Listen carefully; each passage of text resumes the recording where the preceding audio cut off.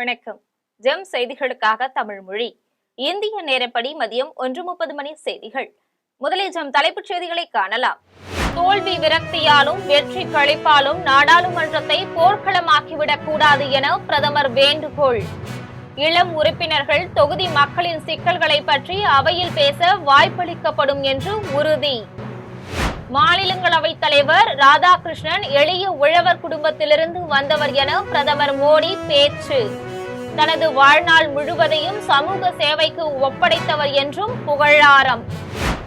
ஆளுங்கட்சியினருக்கும் எதிர்கட்சியினருக்கும் அவைத் தலைவரே காப்பாளர் என மல்லிகார்ஜுன கார்கே பேச்சு. அரசை விமர்சிக்க எதிர்கட்சிகளை அனுமதிக்காவிட்டால் கொடுங்கோலாட்சியாகிவிடும் என சுட்டிக்காட்டல். மக்களின் சிக்கல்களை பேசுவதும் அதை நாடாளுமன்றத்தில் எழுப்புவதும் நாடகமாகாது. எதிர்கட்சிகள் நாடகமாடுவதாக கூறிய பிரதமர் மோடிக்கு பிரியங்கா பதிலடி. வங்கக்கடலில் நிலவும் ஆழ்ந்த காற்றழுத்த தாழ்வு நிலையால் திருவள்ளூர் மாவட்டத்தில் கனமழை பெய்ய வாய்ப்பு. சென்னையிலும் புறநகர் பகுதிகளிலும் லேசானது முதல் மிதமான மழை பெய்ததால் இயல்பு வாழ்க்கை பாதிப்பு. இலங்கையில் புயல், மழை, வெள்ளம், மண் சரிவு காரணமாக 334 பேர் உயிரிழப்பு. மேலும் 370 பேரை காணவில்லை என்று இலங்கை பேரிடர் மேலாண்மை மையம் தகவல். உக்ரைன் ரஷ்யா போரை நிறுத்தி அமைதி உடன்பாடு எட்டுவதற்காக அமெரிக்காவின் புளோரிடாவில் பேச்சு. உக்ரைனுடனான பேச்சு பயனுள்ளதாக இருந்ததாக அமெரிக்க வெளியுறவு அமைச்சர் மார்கோ ரூபியோ பேட்டி. இனி விரிவான செய்திகளை காணலாம். தேர்தல் தோல்விக்கு பிந்தைய விரக்தியாலும் வெற்றிக்கு பிந்தைய கொக்கரிப்பாலும் நாடாளுமன்ற குளிர்கால கூட்டத்தொடரை ஒரு போர்க்களமாக்கிவிடக் கூடாது என்று பிரதமர் நரேந்திர மோடி கேட்டுக் கொண்டு உள்ளார். டெல்லியில் நாடாளுமன்றத்தின் குளிர்கால கூட்டத்தொடர் தொடங்கியதை முன்னிட்டு பிரதமர் நரேந்திர மோடி பேசினார். அப்போது நாடாளுமன்றத்தில் நாம் செய்வது நாடகமாக இல்லாமல் செயல்பாடாக இருக்க வேண்டும் என்றும் முழக்கமாக இல்லாமல் நீதியாக இருக்க வேண்டும் என்றும் பிரதமர் குறிப்பிட்டார். கடந்த 10 ஆண்டுகளில் எதிர்க்கட்சியினர் ஆடும் நாடகத்தை மக்கள் ஏற்றுக்கொள்ளவில்லை என்றும் இதனால் அவர்கள் தங்கள் போக்கை மாற்றிக்கொள்ள வேண்டும் என்றும் தெரிவித்தார். அவர்கள் தங்கள் உரிமைகளை மறந்துவிடக் கூடாது என்றும் அவர்கள் தங்கள் கருத்தை கூற வாய்ப்பளிக்கப்படும் என்றும் பிரதமர் மோடி தெரிவித்தார். தோல்விக்கு பிந்தைய விரக்தியாலும் வெற்றிக்கு பிந்தைய கொக்கரிப்பாலும் இந்த கூட்டத்தொடரை ஒரு போர்க்களமாக்கிவிடக் கூடாது என தெரிவித்தார். மக்களால் தேர்ந்தெடுக்கப்பட்ட நாம் எதிர்காலத்தை பற்றி சிந்திக்கும் போது மக்களின் எதிர்பார்ப்புகள், நம் பொறுப்புகள் ஆகியவற்றை எண்ணி பார்க்க வேண்டும் என கேட்டுக்கொண்டார். எதிர்க்கட்சியினர் தோல்வியின் விரக்தியிலிருந்து வெளியேறி மக்களின் சிக்கல்கள் குறித்து அவையில் பேச வேண்டும் என்றும் கேட்டுக்கொண்டார். ஆனால் சில கட்சிகளால் பீகார் தேர்தல் தோல்வியை பொறுத்துக் கொள்ள முடியவில்லை என்று குறிப்பிட்டார். தொகுதி மக்களின் சிக்கல்கள் குறித்து அவையில் பேச வாய்ப்பளிக்காததால் இளம் உறுப்பினர்கள் விரக்தியுடன் இருப்பதாக தெரிவித்தார். நாடாளுமன்றத்துக்கு முதன்முறையாக தேர்ந்தெடுக்கப்பட்டுள்ள இளம் உறுப்பினர்களின் அனுபவத்தால் இந்த அவை பயனடைய வேண்டும் என்பதற்காக அவர்களுக்கு வாய்ப்பளிக்கப்படும் என்று பிரதமர் மோடி உறுதியளித்தார். மாநிலங்களவை தலைவர் ராதாகிருஷ்ணன் எளிய உழவர் குடும்பத்திலிருந்து வந்தவர் என்றும் தனது வாழ்நாள் முழுவதையும் சமூக சேவைக்கு ஒப்படைத்தவர் என்றும் பிரதமர் நரேந்திர மோடி தெரிவித்துள்ளார். நாடாளுமன்றத்தின் குளிர்கால கூட்டத்தொடர் இன்று தொடங்கி டிசம்பர் 19ஆம் தேதி வரை நடைபெற உள்ளது. தொடரின் முதல் நாளில் மாநிலங்களவையில் பிரதமர் நரேந்திர மோடி உரையாற்றினார். அப்போது குடியரசு துணைத் தலைவராக பதவியேற்ற பின் மாநிலங்களவை தலைவராக முதன்முறை அமர்ந்துள்ள ராதாகிருஷ்ணனை பிரதமர் மோடி வரவேற்று வாழ்த்து தெரிவித்தார். ராதாகிருஷ்ணன் எளிய உழவர் குடும்பத்திலிருந்து வந்தவர் என்றும் தனது வாழ்நாள் முழுவதையும் சமூக சேவைக்கு ஒப்படைத்தவர் என்றும் குறிப்பிட்டார். அரசியலின் நோக்கமே சமூக தொண்டுதான் என கூறினார். சமூகத்துக்கு தொண்டாற்றுவதில் ஆர்வமுடையோருக்கு அவர் வழிகாட்டியாக திகழ்வதாக குறிப்பிட்டார். ராதாகிருஷ்ணன் சிறுவயதில் அவிநாசி தெப்பக்குளத்தில் மூழ்கிய போது யாரோ ஒருவர் அவரை காப்பாற்றியதையும் கோவை குண்டுவெடிப்பில் தப்பி பிழைத்ததையும் பிரதமர் நினைவு கூர்ந்தார். குடியரசு துணைத் தலைவரான பின் முதன்முறை காசிக்கு சென்றபோது அசைவ உணவை உண்ண வேண்டியதாகிவிட்டது என்றும் அந்நாளிலிருந்து அசைவம் உண்ணக்கூடாது என்ற கொள்கையை கைக்கொண்டதாகவும் ராதாகிருஷ்ணன் சொன்னதாக பிரதமர் குறிப்பிட்டார். அசைவ உணவு உண்போர் கெட்டவர்கள் என்று கூற முடியாது என்றும் பிரதமர் கூறினார். மாநிலங்களவை தலைவர் அவையில் உள்ள ஆளுங்கட்சியினருக்கும் எதிர்கட்சியினருக்கும் காப்பாளராக விளங்குபவர் என்று எதிர்கட்சி தலைவர் மல்லிகார்ஜுன கார்கே தெரிவித்துள்ளார். நாடாளுமன்ற குளிர்கால கூட்டத்தொடரின் முதல் நாளில் மாநிலங்களவை தலைவர் ராதாகிருஷ்ணனை வரவேற்று எதிர்க்கட்சி தலைவர் மல்லிகார்ஜுன கார்கே பேசினார். அப்போது தான் எந்த கட்சியையும் சார்ந்தவர் இல்லை என முதல் குடியரசு துணைத் தலைவர் சர்வப்பள்ளி ராதாகிருஷ்ணன் கூறியதை சுட்டிக்காட்டினார். அரசின் கொள்கைகளை பற்றி வெளிப்படையாக, சுதந்திரமாக, நியாயமாக விமர்சிக்க எதிர்க்கட்சிகளை அனுமதிக்காவிட்டால் ஜனநாயகம் கொடுங்கோலாட்சியாகிவிடும் என்பதை மல்லிகார்ஜுன கார்கே சுட்டிக்காட்டினார். இதற்கு முன்பு மாநிலங்களவை தலைவராக இருந்தவர் திடீரென பதவியை விட்டு விலகி சென்றதை இப்போதைய தலைவர் மனதில் கொள்ள மாட்டார் என்று தான் நம்புவதாக கூறினார். அவைத்தலைவர் ஆளுங்கட்சியினருக்கும் எதிர்க்கட்சியினருக்கும் காப்பாளராக விளங்குவதை சுட்டிக்காட்டினார். முந்தைய தலைவருக்கு அவை உறுப்பினர்கள் பிரியா விடையளிக்க கூட வாய்ப்பளிக்கப்படவில்லை என்றும் மல்லிகார்ஜுன கார்கே கூறினார். மக்களின் சிக்கல்களை பேசுவதும் அதை நாடாளுமன்றத்தில் எழுப்புவதும் நாடகமாகாது என்று காங்கிரஸ் நாடாளுமன்ற உறுப்பினர் பிரியங்கா தெரிவித்துள்ளார். கடந்த 10 ஆண்டுகளாக நாடாளுமன்றத்தில் எதிர்க்கட்சியினர் நாடகமாடுவதாகவும் அந்த போக்கை அவர்கள் மாற்றிக்கொள்ள வேண்டும் என்றும் பிரதமர் நரேந்திர மோடி பேசியுள்ளார். அதற்கு பதிலடி கொடுக்கும் வகையில் நாடாளுமன்றத்துக்கு வெளியே காங்கிரஸ் நாடாளுமன்ற உறுப்பினர் பிரியங்கா செய்தியாளர்களிடம் பேசினார். அப்போது நாட்டு மக்களின், தொகுதி மக்களின் சிக்கல்களை பேசுவதும் அதை நாடாளுமன்றத்தில் எழுப்புவதும் நாடகமாகாது என்றும் அது மக்களாட்சியுடன் இணைந்த செயல்பாடுகளில் ஒன்றாகும் என்றும் அவர் குறிப்பிட்டார். வாக்காளர் பட்டியல் சிறப்பு தீவிர திருத்தம் என்னும் பெயரில் வாக்காளர்களை பட்டியலில் இருந்து நீக்குவது குறித்த பிரச்சனையை நாடாளுமன்றத்தில் எழுப்ப போவதாக அவர் தெரிவித்தார்.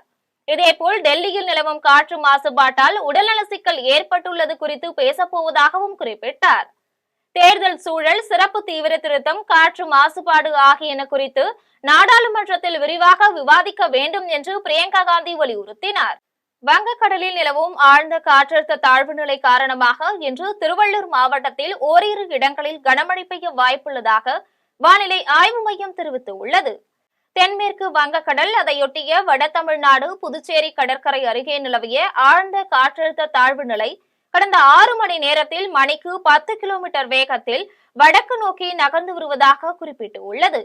இது தென்மேற்கு வங்கக்கடல், அதையொட்டிய மேற்கு மத்திய வங்கக்கடலில் வட தமிழ்நாடு, புதுச்சேரி, தெற்கு ஆந்திர கடலோரத்தில் நிலவுவதாக குறிப்பிட்டுள்ளது.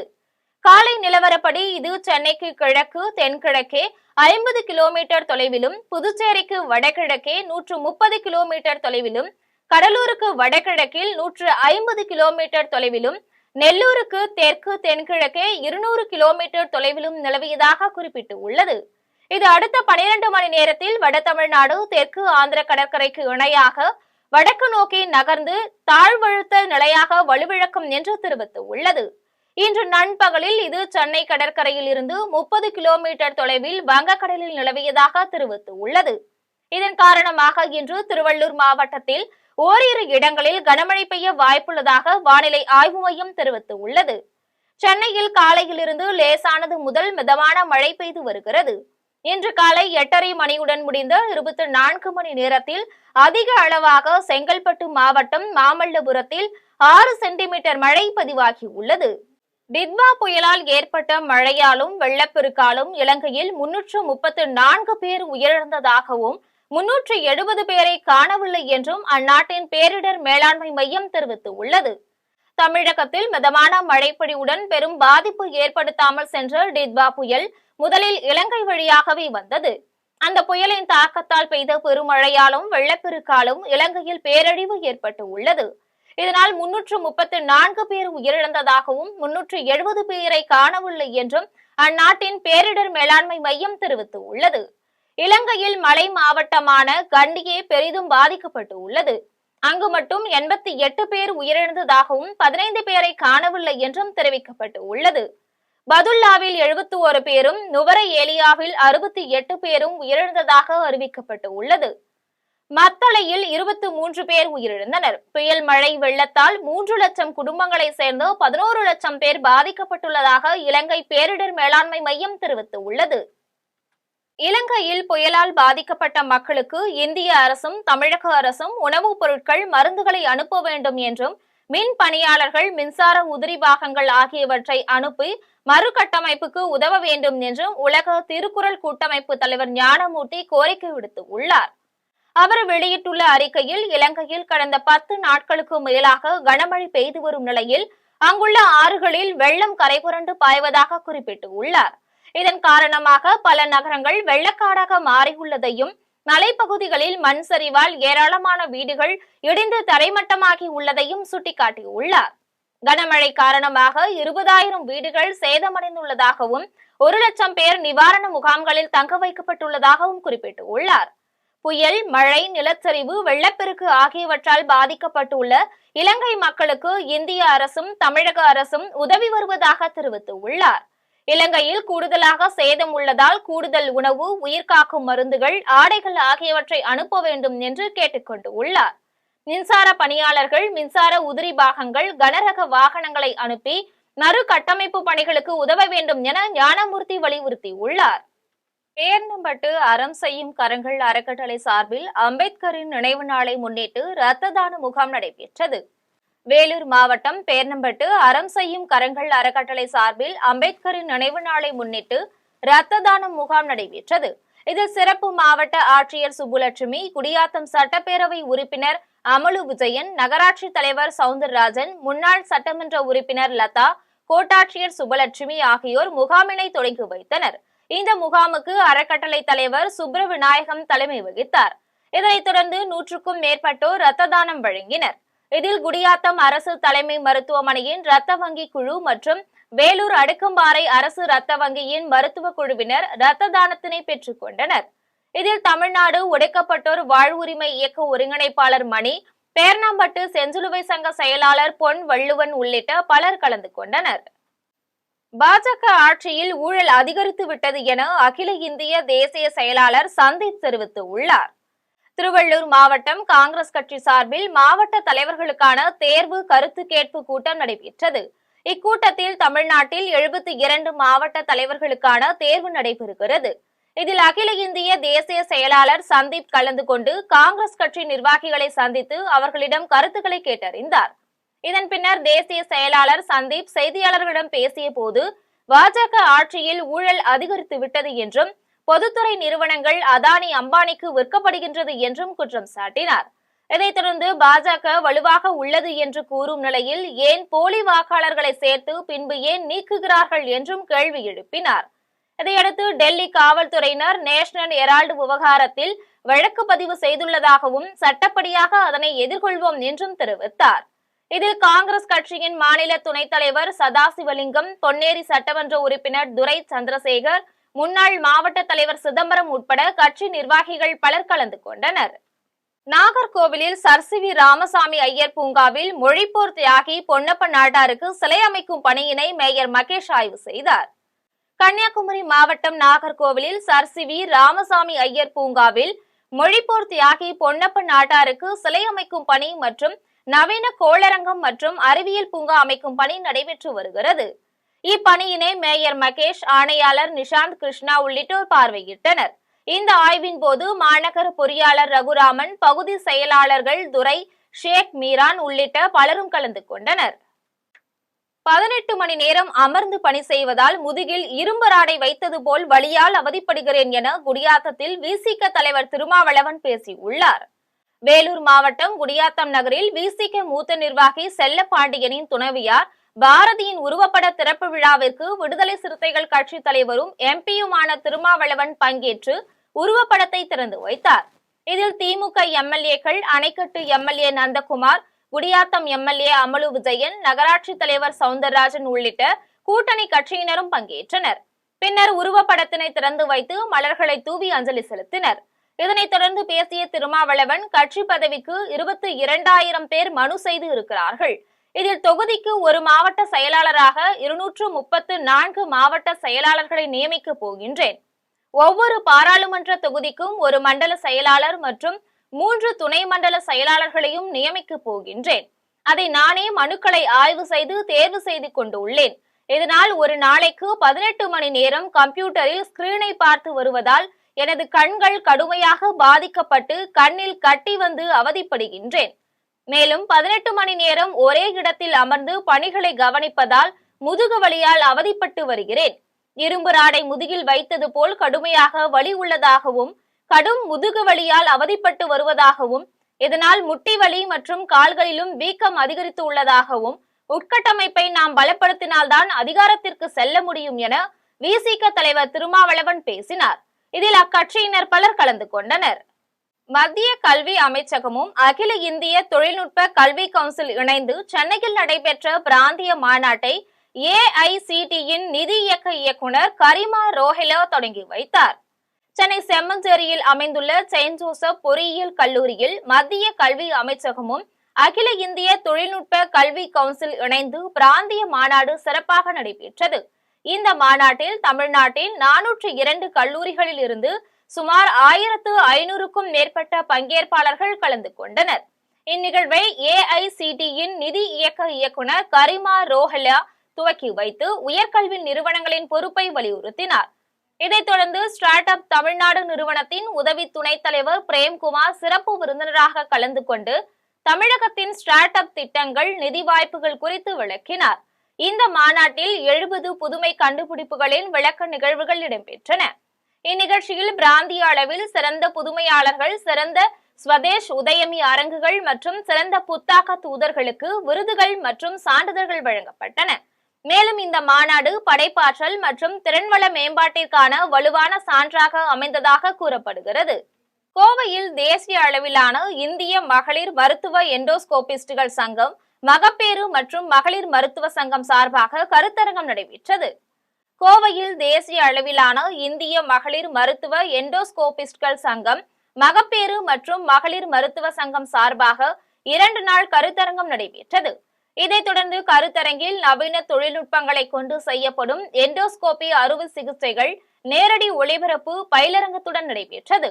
இதில் மருத்துவர்கள் ஆஷா ராவ் மற்றும் தாமோதர் ராவ் கலந்து கொண்டு பேசிய போது, மகளிர் நலன் தொடர்பான சிகிச்சைகளில் இந்திய மருத்துவ நிபுணர்கள் உலக அளவில் கவனம் ஈர்த்து வருவதாகவும், எனவே சர்வதேச நாடுகளில் இருந்து இளம் மருத்துவர்கள் இந்தியாவில் நடைபெறும் மருத்துவ கருத்தரங்குகளில் கலந்து கொள்ள ஆர்வம் காட்டி வருவதாகவும் தெரிவித்தனர். இதனைத் தொடர்ந்து ரோபாட்டிக்ஸ் வளர்ந்தாலும் அடிப்படை அறுவை சிகிச்சை திறன்கள் மிக அவசியம் என மருத்துவர்கள் கல்யாண பர்மடே தெரிவித்தார். இந்த கருத்தரங்கில் மூத்த அறுவை சிகிச்சை மருத்துவர் ஹபீஸ் ரெஹ்மானுக்கு துரோணாச்சாரியா விருது வழங்கி கௌரவிக்கப்பட்டது. இதில் தமிழகம் உட்பட இந்தியாவின் பல்வேறு மாநிலங்களை சேர்ந்த 300க்கும் மேற்பட்ட இளம் மருத்துவர்கள் பங்கேற்றனர். யுவா ஐஏஜி சொல்ற ஒரு நேஷனல் கான்ஃபரன்ஸ் நடத்திருக்கோம். இதுக்கு 22 லைவ் சர்ஜரிஸ், எண்டோஸ்கோபிக் சர்ஜரிஸ் நடத்திருக்கோம் ஃப்ரீயாக. ராவ் ஹாஸ்பிட்டல் அப்புறம் மெடிக்கல் காலேஜ் ஹாஸ்பிட்டல் இந்த 22 சர்ஜரி நடந்தது ஒரு பெரிய விஷயம். எல்லாமே லேப்ரோஸ்கோப்பியில் பண்ணியிருக்கோம். விதவிதமான கேசஸ் டெமான்ஸ்ட்ரேஷன் பண்ணி யங் டாக்டர்ஸ்க்கு காமிச்சிட்டு இருக்கோம். திருவனந்தபுரத்தில் கடற்படையினரின் ஒத்திகை நிகழ்ச்சி நடைபெற்றது. கேரள மாநிலம் திருவனந்தபுரத்தில் டிசம்பர் 3ஆம் தேதி கடற்படை தினத்தை முன்னிட்டு இந்திய விமானப்படை தின சாகச நிகழ்ச்சி நடைபெற உள்ளது. இதில் குடியரசுத் தலைவர் திரௌபதி முர்மு உட்பட பல்வேறு முக்கிய பிரதிநிதிகள் பங்கேற்க உள்ளனர். இதற்கான ஒத்திகை பயிற்சிகளை சங்குமுகம் கடற்கரையில் கடற்படையினர் தொடங்கி உள்ளனர். இதையடுத்து வார விடுமுறையை அடுத்து சாகசத்தை காண சுற்றுலா பயணிகள் மற்றும் பொதுமக்கள் குவிந்தனர். இதுகுறித்து திருவனந்தபுரம் பகுதியை சேர்ந்த வித்யா என்பவர் பேசிய போது, முதலாக தங்கள் பகுதியில் நமது நாட்டின் கடற்படை வீரர்களின் சாகசங்களை நேரில் காண வாய்ப்பு வழங்கியதற்காக கடற்படைக்கு நன்றி தெரிவித்தார். கும்பகோணத்தில் வீனஸ் கல்வி நிறுவனர் மருத்துவர் மணிகண்டன் பிறந்தநாள் விழா நடைபெற்றது. தஞ்சாவூர் மாவட்டம் கும்பகோணத்தில் வீனஸ் கல்வி நிறுவனர் மருத்துவர் மணிகண்டன் பிறந்தநாள் விழா நடைபெற்றது. இந்நிகழ்ச்சிக்கு தஞ்சாவூர் வடக்கு மாவட்ட காங்கிரஸ் தலைவர் லோகநாதன் தலைமை தாங்கினார். இதையடுத்து கும்பகோணம் மாநகர் மேயர் சரவணன் முன்னிலை வகித்தார். இந்நிகழ்ச்சியில் கேக் வெட்டப்பட்டு அனைவருக்கும் வழங்கப்பட்டது. இதைத் தொடர்ந்து பல்வேறு ஊர்களில் இருந்து காங்கிரஸ் நிர்வாகிகள் மற்றும் தொண்டர்கள் கலந்து கொண்டு நிறுவனர் மணிகண்டனுக்கு வாழ்த்துக்களை தெரிவித்தனர். இந்நிகழ்வில் மாநில பொதுக்குழு உறுப்பினர் ஹிமாயின் கபீர், மாவட்ட செய்தி தொடர்பாளர் தண்டாளம் சரவணன், மாணவ மாணவிகள் உட்பட பலரும் கலந்து கொண்டனர். ஆண்டிப்பட்டி அருகே உள்ள சக்கம்பட்டி முத்துமாரியம்மன் கோவிலில் கும்பாபிஷேக விழா வெகு சிறப்பாக நடைபெற்றது. தேனி மாவட்டம் ஆண்டிப்பட்டி அருகே உள்ள சக்கம்பட்டி முத்துமாரியம்மன் கோவிலில் கும்பாபிஷேக விழா நடைபெற்றது. இதில் விக்னேஸ்வர பூஜை தொடங்கி தொடர்ந்து 5 கட்ட யாகசாலை வேள்வி பூஜை நடைபெற்றது. இதன் பின்னர் காலை கடங்கள் புறப்பாடாகி சிவாச்சாரியார்கள் வேத மந்திரம் மோத கலசத்தில் 108 புண்ணிய தலங்களில் இருந்து கொண்டு வரப்பட்ட புனித நீர் கலசத்திற்கு ஊற்றப்பட்டு குடமுழுக்கு விழா நடைபெற்றது. இதையடுத்து முத்துமாரியம்மனுக்கு தீபாராதனை காண்பிக்கப்பட்டது. இதில் ஆண்டிப்பட்டி மற்றும் சக்கம்பட்டி நகர் பகுதியை சேர்ந்த 1000க்கும் மேற்பட்ட மக்கள் திரளாக கலந்து கொண்டு சாமி தரிசனம் செய்தனர். சர்வதேச விளையாட்டுகளில் பங்கேற்பவர்களுக்கு தற்போது அதிகமான பரிசு தொகை கிடைக்கிறது என ஒலிம்பிக் குத்துச்சண்டை வீரர் தேவராஜ் தெரிவித்துள்ளார். சென்னை பூந்தமல்லி அடுத்த கரையான் சாவடியில் குத்துச்சண்டை பயிற்சி அரங்கத்தை ஒலிம்பிக் போட்டியில் பங்கேற்ற தமிழக குத்துச்சண்டை வீரரும் அர்ஜுனா விருது வென்ற தேவராஜ் திறந்து வைத்தார். இந்நிகழ்ச்சியில் பூந்தமல்லி சுற்று வட்டாரத்தை சேர்ந்த ஏராளமான இளம் குத்துச்சண்டை வீரர்கள் கலந்து கொண்டனர். இதன் பின்னர் குத்துச்சண்டை வீரர் தேவராஜ் செய்தியாளர்களிடம் பேசிய போது, விளையாட்டு போட்டிகளில் வெல்லும் வீரர்களுக்கு அரசு 3% வேலைவாய்ப்பில் இடஒதுக்கீடு வழங்கி ஊக்குவிப்பதாக கூறினார். இதைத் தொடர்ந்து சர்வதேச அளவிலான விளையாட்டு போட்டிகளில் பங்கேற்கும் விளையாட்டு வீரர்களுக்கு தற்போது அதிக அளவிலான பரிசு தொகைகள் வழங்கப்படுவதாகவும் குறிப்பிட்டார். மேலும் இதுபோன்ற பயிற்சி மையங்களை பயன்படுத்தி சுற்றுப்புறத்தை சேர்ந்த ஏராளமான இளைஞர்கள் விளையாட்டு போட்டிகளில் சாதிக்க வேண்டும் என்று அறிவுறுத்தினார். இந்த அருமையான ஒரு பிபிஐ காம்பேக்ட் அகாடமி இந்த இன்ஃப்ராஸ்ட்ரக்சர் யூஸ் பண்ணி இங்கே இருக்க இந்த சுற்று வட்டாரத்தில் இருக்கிறவங்களாம் இதை யூஸ் பண்ணி இந்த அவங்க இந்த காம்பேக்ட் ஸ்போர்ட்லேயும் சரி பாக்ஸிங்லேயும் சரி நல்லா மேலே வந்து அவங்க வந்து நம்ம தமிழ்நாட்டுக்கும் இந்த காம்பேக்ட் அகாடமிக்கும் இந்தியாவுக்கும் பெருமை சேர்க்கணும்னு இந்த நேரத்தில் நான் தெரிவிச்சுக்கிறேன். தமிழகத்தில் பெண்களுக்கான பாதுகாப்பை உறுதிப்படுத்த வேண்டும் என திராவிட மக்கள் கட்சியின் தேசிய தலைவர் ரமேஷ் பாபுஜி தெரிவித்துள்ளார். சென்னை அடுத்த குரோம்பேட்டை இந்து திராவிட மக்கள் கட்சியின் மாநில பொதுக்குழு மற்றும் செயற்குழு கூட்டம் நடைபெற்றது.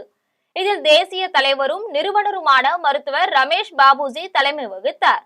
பின்னர் மருத்துவர் ரமேஷ் பாபுஜி செய்தியாளர்களிடம் பேசிய போது, வருகின்ற சட்டமன்ற தேர்தலில் தமிழகம் முழுவதும் வேட்பாளரை நிறுத்துவதாக தீர்மானம் நிறைவேற்றப்பட்டது என்றும் முதல் கட்டமாக 10 வேட்பாளரை அறிவிக்கப்பட்டதாக தெரிவித்தார். இதைத் தொடர்ந்து வாக்காளர் சிறப்பு தீவிர திருத்தம் என்பது மத்திய அரசு போலி வாக்காளர்களையும் இறந்தவர்களை தமிழகத்தில் கண்டுபிடிக்கவும் சரியான ஒருநிலைப்பாடு எடுத்துள்ளது என்றார். உயர்கல்வியில் உள்ள ஆசிரியர்கள் 10 ஆண்டுக்கு மேலாக பணிபுரிபவர்களை நிரந்தர பணி நியமனம் செய்ய வேண்டும் என்று தெரிவித்தார். திராவிட கழகத்தினர் பிரதமரை கொள்வேன் என்றும் ஆளுநர் ரவி அவர்களை பயங்கரவாதி என சொல்வதை நிறுத்த வேண்டும் எனவும் எச்சரித்து அறிவுறுத்தினார். இந்து திராவிட மக்கள் கட்சி சார்பாக வேட்பாளரை நிறுத்துவதாக தீர்மானம் நிறைவேற்றப்பட்டுள்ளது. இதில் முதற்கட்டமாக 10 வேட்பாளர் இன்றைய தினம் அறிவிக்கப்பட்டுள்ளது. கோவையில் மண்டல அளவிலான கூடைப்பந்து போட்டி நடைபெற்றது. கோவையில் கொங்கு மண்டல அளவிலான கூடைப்பந்து போட்டி நடைபெற்றது. இதில் 14 மற்றும் 18 வயதுக்கு உட்பட்டோருக்கான மாணவ மாணவியர்கள் பங்கேற்றனர். இதில் ஈரோடு, நாமக்கல், திருப்பூர், கோவை உள்ளிட்ட பகுதிகளை சேர்ந்த 100க்கும் மேற்பட்ட அணிகள் கலந்து கொண்டனர். இந்நிலையில் இறுதி சுற்று போட்டிகளில் 14 வயதுக்கு உட்பட்ட ஆண்கள் பிரிவில் ராஜலட்சுமி மில்ஸ் உயர்நிலைப் பள்ளி அணியும், பெண்கள் பிரிவில் அல்வேனியா மெட்ரிகுலேஷன் பள்ளி ஏ அணியும் வெற்றி பெற்றன. இதைத் தொடர்ந்து 18 வயதுக்கு உட்பட்டவர்களுக்கான இறுதிப் போட்டியில் ஆண்கள் மற்றும் பெண்கள் என இரு பிரிவிலும் ராஜலட்சுமி மில்ஸ் உயர்நிலைப் பள்ளி அணி வெற்றி பெற்று கோப்பையை கைப்பற்றினர். இதைத் தொடர்ந்து வெற்றி பெற்ற அணிகளுக்கு ஆர்த்தோ 1 தலைவர் மற்றும் நிர்வாக இயக்குனர் டேவிட் ராஜன், கோவை மாநகர காவல்துறை துணை ஆணையர் திவ்யா ஆகியோர் கோப்பைகள் மற்றும் சான்றிதழ்கள் வழங்கி கௌரவித்தனர். Basketball tournament நடத்தியிருக்கிறோம். இது சாதாரண டோர்னமெண்ட் அல்ல, இது ஸ்போர்ட்ஸ் மெடிசன் டோர்னமெண்ட். அதுதான் இதில் வித்தியாசம். இதுதான் முதன்முறையாக எங்களுக்கு தெரிஞ்ச வரைக்கும் இந்தியாவிலே இந்த மாதிரி ஸ்போர்ட்ஸ் மெடிசன். திருச்சியில் ஐயமங்கல மகா பிரத்யங்கரா தேவி கோவிலில் மகா கும்பாபிஷேக விழா நடைபெற்றது. திருச்சி மாவட்டம் குழுமணி அகரஹாரம் பகுதியில் உள்ள ஐயமங்கல ஸ்ரீ மகா வரத்யங்கரா தேவி கோவிலில் மகா கும்பாபிஷேக விழா நடைபெற்றது. இதில் கும்பாபிஷேக விழாவை முன்னிட்டு யாகசாலையில் வைத்து பூஜை செய்யப்பட்ட புனித நீர் அர்ச்சகர் மூலம் ஊர்வலமாக கொண்டு வரப்பட்டு கோவில் கலசங்களில் ஊற்றப்பட்டது. இந்நிகழ்வில் பொதுமக்கள், பக்தர்கள் உள்ளிட்ட ஏராளமானோர் கலந்து கொண்டு சுவாமி தரிசனம் செய்தனர். இந்த கும்பாபிஷேக விழாவிற்கான ஏற்பாடுகளை கோவில் ஸ்தாபகர் கல்யாணராம பட்டாச்சாரியா சுவாமி செய்து வைத்தார். சக்தியானது நரசிம்ம பெருமாள் நரசிம்ம அவதாரம் எடுத்த பொழுது ஹிரண்யகசிபுனுடைய குருதியை பருகிட்டார். அந்த குருதியினுடைய எதுனாலே அவருக்கு துர்புத்தியெல்லாம் வந்துடுத்து. அவருடைய கோபத்தை யாராலையும் சாந்தப்படுத்த முடியல. மெய்யூர் கிராமத்தில் பழமை வாய்ந்த கரககாரி அம்மன் கோவிலில் மகா கும்பாபிஷேகம் வெகு சிறப்பாக நடைபெற்றது. விழுப்புரம் மாவட்டம் மெய்யூர் கிராமத்தில் கரககாரி அம்மன் கோவில் அமைந்து உள்ளது. இதில் யாகசாலையில் இருந்து புனித நீர் ஊர்வலமாக கொண்டு வரப்பட்டு கோவிலின் ராஜகோபுரம், மூலவர் விமான கோபுரம் மற்றும் பரிவார தெய்வ கலசங்களுக்கு நாதஸ்வர வாத்தியங்கள் முழங்க புனித நீர் ஊற்றப்பட்டு மகா கும்பாபிஷேகம் வெகு சிறப்பாக நடைபெற்றது. இதில் ஏராளமான பக்தர்கள் கலந்து கொண்டு சாமி தரிசனம் செய்தனர். குடியாத்தம் கவுண்டன்ய ஆற்றின் கரையோர பகுதியில் உள்ள ஸ்ரீ வீரபத்ர சுவாமி கோவிலின் 1ஆம் ஆண்டை முன்னிட்டு சிறப்பு பூஜை மற்றும் அன்னதானம் நடைபெற்றது. வேலூர் மாவட்டம் குடியாத்தம் கோபாலபுரம் கவுண்டன்ய ஆற்றின் கரையோர பகுதியில் அமைந்துள்ள ஸ்ரீ வீரபத்ர சுவாமி கும்பாபிஷேகம் முன்னிட்டு 1ஆம் ஆண்டு நிகழ்ச்சி அதி விமர்சையாக நடைபெற்றது. இதனைத் தொடர்ந்து ஸ்ரீ வீரபத்ரனுக்கு சிறப்பு அபிஷேகங்கள் மற்றும் பூஜைகள் நடைபெற்றது. முன்னதாக கோயில் வளாகத்தில் யாகம் அமைத்து பட்டு வஸ்திரங்கள், தானிய வகைகள், மூலிகை பொருட்கள் உள்ளிட்டவை கொண்டு யாகசாலை பூஜைகள் நடைபெற்ற பின்னர் ஸ்ரீ வீரபத்ர சுவாமிக்கு தீபாராதனை நடைபெற்றது. மூத்த வழக்கறிஞர்கள் ராஜேந்திரன், பூபதி, ரோட்டரி மாவட்ட ஆளுநர் பழனி ஆகியோர் கலந்து கொண்டு சாமி தரிசனம் செய்தனர். இதில் ஏராளமான பக்தர்கள் கலந்து கொண்டு சாமி தரிசனம் செய்தனர். பின்னர் கோவில் நிர்வாகம் சார்பில் பக்தர்களுக்கு அன்னதானம் வழங்கப்பட்டது. ஆந்திரா தமிழக எல்லையோரம் உள்ள ஏரியில் சேற்றில் சிக்கிய பெண் யானையை ஆந்திரா மற்றும் குடியாத்தம் வனத்துறையினர் ஜேசிபி இயந்திரம் மூலம் மீட்கும் பணியில் ஈடுபட்டு வருகின்றனர். வேலூர் மாவட்டம் குடியாத்தம் அடுத்த பரதராமி டிபி பாளையம் அருகாமையில் கந்தன் சரு என்ற இடத்தில் ஏரி ஒன்று ஆந்திரா மற்றும் தமிழக எல்லையோரம் அமைந்து உள்ளது. தொடர் மழையின் காரணமாக காப்பு காட்டை சுற்றி உள்ள ஏரி மற்றும் குட்டைகளில் தண்ணீர் நிரம்பியிருப்பதால் காப்பு காட்டில் தண்ணீர் குடிக்க வந்த யானை ஒன்று ஏரியில் இறங்கிய போது சேற்றில் சிக்கிக் கொண்டது. இதனால் அந்த யானை ஏரியில் இருந்து எழ முடியாமல் சுமார் 5 மணி நேரம் போராடி கொண்டிருக்கின்றது. அவ்வழியாக சென்ற பொதுமக்கள் பார்த்து குடியாத்தம் வனத்துறையினருக்கு தகவல் தெரிவித்து உள்ளனர். இந்த ஏரி ஆந்திரா மற்றும் தமிழக எல்லையோரம் அமைந்துள்ளதால் ஆந்திரா வனத்துறையினர் மற்றும் குடியாத்தம் வனத்துறையினர் சம்பவ இடத்திற்கு சென்று சேற்றில் சிக்கியுள்ள யானையை அப்புறப்படுத்துவதற்கான ஏற்பாடுகளை ஜேசிபி இயந்திரம் மூலம் ஆந்திரா வனத்துறை மற்றும் குடியாத்தம் வனத்துறையினர் ஈடுபட்டனர். ஆம்பூரில் சாலையோரம் நிறுத்தி வைக்கப்பட்டிருந்த லாரி மீது கார் மோதியதில் 2 பேர் உடல் நசுங்கி சம்பவ இடத்திலேயே உயிரிழந்தனர். கோயம்புத்தூர் மாவட்டம் கவுண்டன்பாளையத்தை சேர்ந்த லவ்லி, அவரது கணவர் திவ்யமோன், மாமியார் ரோஸ்லி ஆகிய 3 பேரும் ராணிப்பேட்டையில் உள்ள தனியார் மருத்துவமனையில் ரோஸ்லிக்கு சிகிச்சை பெறுவதற்காக காரில் வந்து உள்ளனர். இதில் காரை திவ்யமோனின் மனைவி லவ்லி ஓட்டி வந்து உள்ளார். அப்போது திருப்பத்தூர் மாவட்டம் ஆம்பூருக்கு அருகில் உள்ள விண்ணமங்கலம் தேசிய நெடுஞ்சாலையில் கார் வந்து கொண்டிருந்த போது அங்கே சாலையின் ஓரம் நிறுத்தி வைக்கப்பட்டிருந்த லாரி மீது கார் கட்டுப்பாட்டை இழந்து மோதி விபத்துக்கு உள்ளானது. இந்த சம்பவத்தில் காரில் பயணம் செய்த திவ்யமோன் மற்றும் ரோஸ்லி ஆகியோர் உடல் நசுங்கி சம்பவ இடத்திலேயே பரிதாபமாக உயிரிழந்தனர். இதில் காரை ஓட்டி வந்த லவ்லி அதிர்ஷ்டவசமாக சிறு காயங்களுடன் உயிர் தப்பினார். இதைத் தொடர்ந்து தகவல் அறிந்து சம்பவ இடத்திற்கு வந்த தீயணைப்பு துறையினரும் காவல்துறையினரும் அவர்களது உடலை மீட்டு உடற்கூறாய்வுக்காக மருத்துவமனைக்கு அனுப்பி வைத்தனர். கருங்காலி குப்பமத்தில் உள்ள நவநீத வேணுகோபால் ஆலயத்தில் நடைபெற்ற கும்பாபிஷேகத்தில் ஆயிரக்கணக்கான மக்கள் கலந்து கொண்டு சாமி தரிசனம் செய்தனர். திருவண்ணாமலை மாவட்டம் கருங்காலி குப்பத்தில் அமைந்துள்ள செல்வ விநாயகர், ராதா, ருக்மணி சமேத நவநீத வேணுகோபால் மற்றும் காமாட்சி அம்மன் ஆலயத்தில் கும்பாபிஷேகம் வெகு விமர்சையாக நடைபெற்றது. இதில் ஆயிரக்கணக்கான பொதுமக்கள் கலந்து கொண்டு சாமி தரிசனம் செய்தனர். இதில் யாகசாலைகள் அமைக்கப்பட்டு கடந்த 2 தினங்களாக சிவாச்சாரியர்கள் வேத மந்திரங்கள் முழங்க யாகம் நடைபெற்றது. இதனைத் தொடர்ந்து சிவாச்சாரியர்கள் யாகசாலையில் வைக்கப்பட்ட புனித நீரை கோவில் பிரகாரத்தில் சுற்றி வந்து கோவிலுக்கு மேல் உள்ள கலசத்தில் ஊற்றி கும்பாபிஷேகம் நடத்தினர். இதில் கலந்து கொண்ட பக்தர்களுக்கு கோவில் நிர்வாகம் சார்பில் அன்னதானம் வழங்கப்பட்டது. இனி வருவது திரையுலக செய்திகள். ஆல்பாஸ் படத்தின் ஃபர்ஸ்ட் லுக் போஸ்டரை எக்ஸ் தளத்தில் நடிகர் விஜய் சேதுபதி வெளியிட்டுள்ளார். சென்னை ஒன்ஸ் ஸ்டெப் என்டர்டெயின்மெண்ட் என்ற தயாரிப்பு நிறுவனம் சார்பில் தயாரித்து உள்ள படம் ஆல்பாஸ். இந்த படத்தில் நடிகர் துஷ்யந்த் கதாநாயகனாக நடித்து உள்ளார். லியோ படத்தில் ஒரு முக்கிய கதாபாத்திரத்தில் நடித்திருந்த ஜனனி இந்த படத்தில் கதாநாயகியாக நடித்து உள்ளார். மேலும் ஜெயபிரகாஷ், செந்திகுமாரி, இயக்குனர் சுப்பிரமணிய சிவா, வினோதினி, பிரசன்ன பாலச்சந்திரன் ஆகியோர் முக்கிய கதாபாத்திரங்களில் நடித்து உள்ளனர். இயக்குனர் மைதீன் கதை, திரைக்கதை, வசனம் எழுதி இந்த படத்தை இயக்குகிறார். ஃபேமிலி சென்டிமெண்ட் கதைக்களத்தில் உருவாகி வரும் இந்த படம் வடசென்னை மக்களின் யதார்த்த வாழ்வியலை படமாக்கப்பட்டு உள்ளது. இந்த படத்தின் இறுதிக்கட்ட படப்பிடிப்பு பணிகள் நடைபெற்று வரும் நிலையில் இந்த படத்தின் ஃபர்ஸ்ட் லுக் போஸ்டரை இயக்குனரும் நடிகருமான சசிகுமார் மற்றும் நடிகர் விஜய் சேதுபதி இருவரும் தங்களது எக்ஸ் தளத்தில் வெளியிட்டு உள்ளனர். இந்த போஸ்டர் தற்போது இணையதளத்தில் அனைவரது கவனத்தையும் பெற்று வருகிறது. இனி வருவது உலகச் செய்திகள்.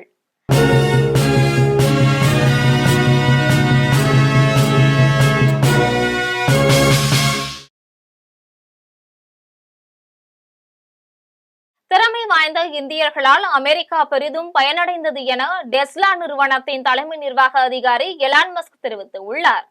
டெஸ்லா நிறுவனத்தின் தலைமை நிர்வாக அதிகாரி எலான் மஸ்க் சமீபத்தில் அமெரிக்காவின் குடியேற்ற கொள்கை மற்றும் தொழில் முனைவு குறித்து பேட்டியளித்துள்ளார். இதில் அமெரிக்காவில் குடியேறிய திறமை வாய்ந்த இந்தியர்களால் அமெரிக்கா பெரிதும் பயனடைந்தது என்றும் இந்திய திறமையின் மிகப்பெரிய பயனாளியாக அமெரிக்கா இருந்துள்ளது என்றார். இதைத் தொடர்ந்து வெளிநாட்டில் இருந்து வருபவர்களால் அமெரிக்க குடிமக்களின் வேலை வாய்ப்புகள் பறிக்கப்படுவதாக கூறப்படுவது எந்த அளவிற்கு உண்மை என்பது தனக்கு தெரியவில்லை என்று கூறினார். இதையடுத்து தனக்கு தெரிந்தவரை திறமைசாலிகளுக்கு எப்போதுமே பற்றாக்குறை இருந்து வருகிறது என்றும் அந்த வெற்றிடத்தை வெளிநாட்டில் இருந்து குடியேறியவர்கள் நிரப்புவதாக தெரிவித்தார். மேலும் உலகில் உள்ள திறமைசாலிகளை கண்டறிந்து பயன்படுத்த விரும்புவதாக கூறினார். இனி வருவது விளையாட்டு செய்திகள்.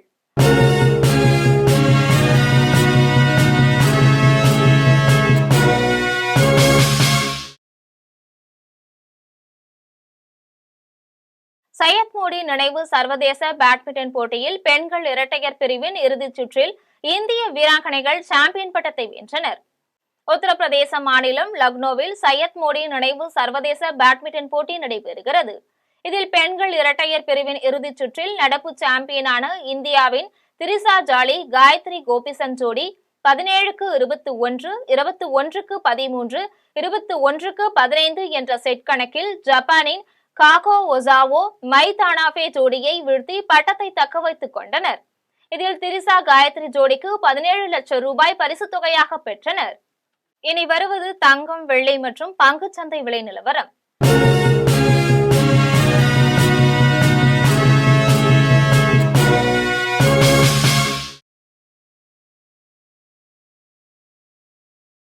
சென்னையில் ஆபரண தங்கம் இன்று ஒரு சவரன் 96,560 ரூபாய்க்கு விற்பனை செய்யப்படுகின்றது. சென்னையில் இன்று ஆபரண தங்கத்தின் விலை கிராமுக்கு 90 ரூபாய் அதிகரித்து 12,070 ரூபாய்க்கு விற்பனை செய்யப்படுகிறது. மேலும் ஒரு சவரன் 720 ரூபாய் அதிகரித்து 96,560 ரூபாய்க்கு விற்பனை செய்யப்படுகின்றது. 24 கேரட் தூய தங்கம் ஒரு சவரன் 1,05,336 ரூபாய்க்கு விற்பனை செய்யப்படுகிறது. மேலும் 1 கிராம் வெள்ளி 196 ரூபாய்க்கும் 1 கிலோ வெள்ளி 1,96,000 ரூபாய்க்கும் விற்பனை செய்யப்படுகின்றது. இந்திய பங்குச்சந்தைகளில் வணிகம் இன்று சரிவுடன் காணப்படுகின்றது. மும்பை பங்குச்சந்தை பங்கு விலை குறியீட்டு எண் சென்செக்ஸ் 87 புள்ளிகள் குறைந்து 85,629 புள்ளிகளில் வணிகமாகிறது. தேசிய பங்குச்சந்தை பங்கு விலை குறியீட்டு எண் நிப்டி 23 புள்ளிகள் குறைந்து 26,177 புள்ளிகளில் வணிகமாகிறது. மீண்டும் சில தலைப்புச் செய்திகள். தோல்வி விரக்தியாலும் வெற்றி களிப்பாலும் நாடாளுமன்றத்தை போர்க்களமாக்கிவிடக் கூடாது என பிரதமர் வேண்டுகோள். இளம் உறுப்பினர்கள் தொகுதி மக்களின் சிக்கல்களை பற்றி அவையில் பேச வாய்ப்பளிக்கப்படும் என்று உறுதி.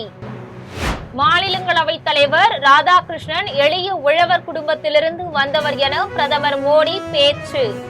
தனது வாழ்நாள் முழுவதையும் சமூக சேவைக்கு ஒப்படைத்தவர் என்றும் புகழாரம்.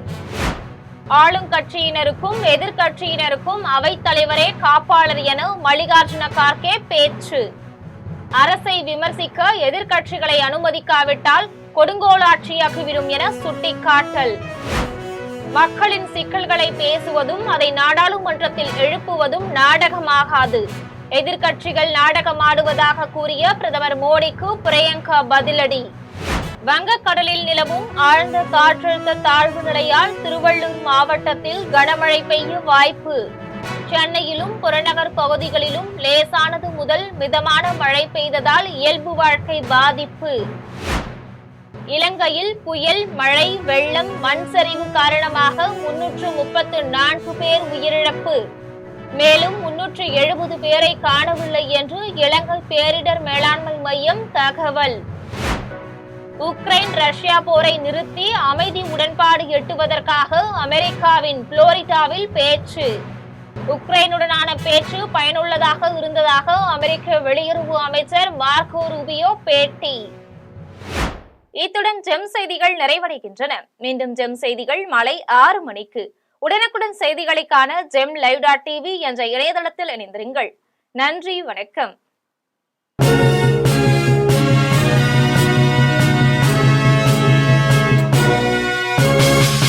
உடனுக்குடன் அப்டேட் தெரிந்து கொள்ள ஜெம் டிவி தமிழ் ஆப்பை இன்ஸ்டால் செய்யவும்.